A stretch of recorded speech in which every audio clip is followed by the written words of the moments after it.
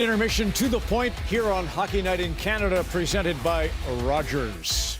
Kevin, Nikolai Ehlers has the hot hand. So why don't we start with him? We're going to play a drinking game right now. And it Okay. doesn't have to be alcohol. It could be whatever you're sipping at home, a soda, a Red Bull, whatever. But every time you hear the word confidence, it's intermission, take a sip. Okay. So Nick Ehlers, tons of confidence right now. And playing against him, he was always the scariest type of player for me because he has elite level speed, tons of speed, but he also competes a ton. And he has a great shot. So last year through 8 games, he only had 3 points, 1 goal. He gets the lucky goal tonight, which is a bounce off of the Calgary defenseman. So he'll take that one. But this season, he already has 10 points through the first 8 games, and he's on the first unit power play, which I think helps his confidence. And you're seeing that in the rest of his game right now. Like a lot of other Jets, he is flying high. He's had a great start for them. Well, I think one of the things that I like about him as well, besides the talents you talked about, he's consistent. So every year you can pretty much pencil him in for ballpark 25 goals, right? That's what every coach is looking for. When I make up my lineup in the summer, I go, Nick Ehlers, ballpark going to give me 25, maybe a little bit more, maybe a few less, but it doesn't go from 40 to 15 and back and all over the place. Well, also an upcoming free agent, but you think about other factors that could contribute to that confidence is line chemistry. Yeah, there it is. But you think about how they've come together. I learned that their line spent some time watching a lot of video after the first few games of the season to figure out, okay, how can we support each other better? And they've been far more effective as a group, too, to help in all those different situations. Okay, so let's go back to Tuesday. Calgary's playing at home versus Pittsburgh. Martin Pospisil, who's had a good start to the season, takes 2 offensive zone penalties, so then he's on the bench for most of the rest of the night. So Ryan Huska, he mentioned it after the game. So tonight, I'm watching Klapka, offensive zone, high-sticking penalty. What happens? Well, the goal that you were just showing, Kevin, because he has confidence. Here's number 4.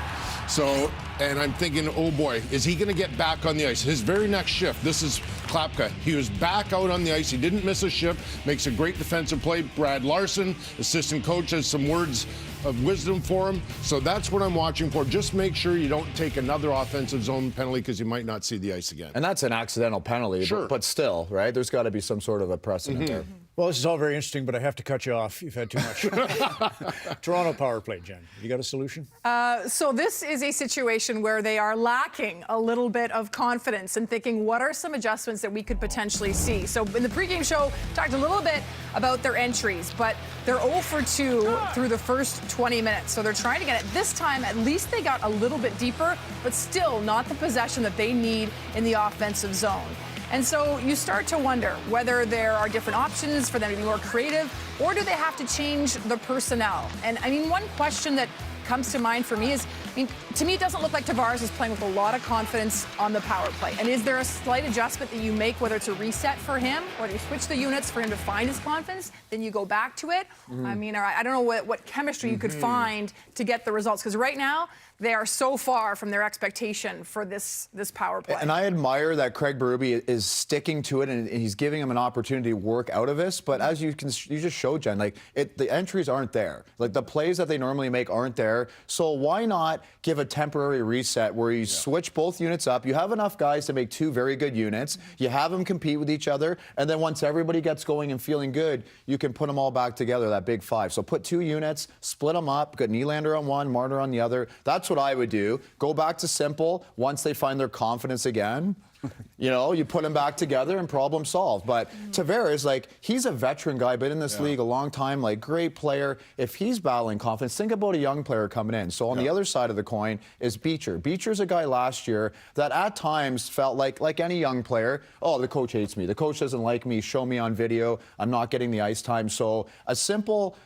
first day of training camp this year, Jim Montgomery goes over to him, puts his arm around him and says, you're going to have a great year, kid. I can feel it. And just maybe that little thing, maybe that's not the only thing, but that little thing, he's got 7 points in 8 games on the 4th line, on the crash line that CC just mentioned. They've been excellent. And that's the only thing, Kevin, we weren't going to go through the whole Montgomery and his captain and Berube and his captain, except to say, when you talk confidence, and you've just put the C on Matthews, like Torch did it to Couturier last year, and he had a great game today. But that was the only sort of factor I thought, Matthews already has the weight of the world taking the C from Tavares. Tavares is out of sorts. Now you start to go gun at him for a sloppy play. That's the only thing I ask you is you are you running a risk when you challenge Matthews publicly there the other night? But I've seen Matthews' effort tonight. I saw him in the D zone diving for that one puck just to get it out in 5-on-5. As long as the effort's there, you're okay with, maybe the offensive production comes and goes in waves. But if the effort's there, you're okay with that. I think you run the risk if you don't address it. And that's kind of what Marchand said. Yeah. We'd have a problem. That was their reaction. You look at both those guys, Matthews or Marchand, you saw the reaction, whether it was in the game or afterwards. They were totally professional and handled it and have responded very well. Saw it with LeCavalier in Tampa, saw it with Couturier. Most hockey players can take it, right? Like, nobody likes to be yelled at, but they're all professionals. Like, Marchand had the best reaction ever with his, hey, everyone's too sensitive. Sure, I can take agree. it. Tell me when I'm doing something wrong. Let's hold the goalies in Montreal, St. Louis for the next intermission, because the Trouba hit was also kind of a hot-button topic this week on Justin Barron. Yeah, so we talk about Trouba's hits a lot because he's one of the consistently big hitters of the game. And if you watch this hit, if you want there to be physical contact and big hits in the NHL, that has to be a clean hit, right? It's unfortunate that Barron kind of loses control of the puck, stumbles, but Trouba keeps everything down. He keeps the shoulder down. It's big impact, and it's unfortunate the repercussions of the hit, but that is a good, clean hit that I think we want to still have in the game. Don't make a play when you see Trouba in front of you, right?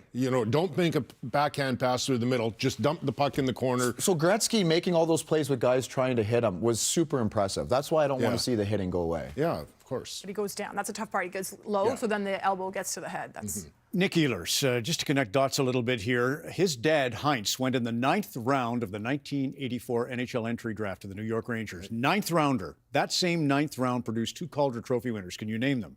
One is a Calgary Flame. Barry Suter? I know. Yes. And one is a Los Angeles King, and that's Luke Robitaille. And so the moral of the story is it's great to be a first rounder, but you want to be good, you got to go 9 rounds.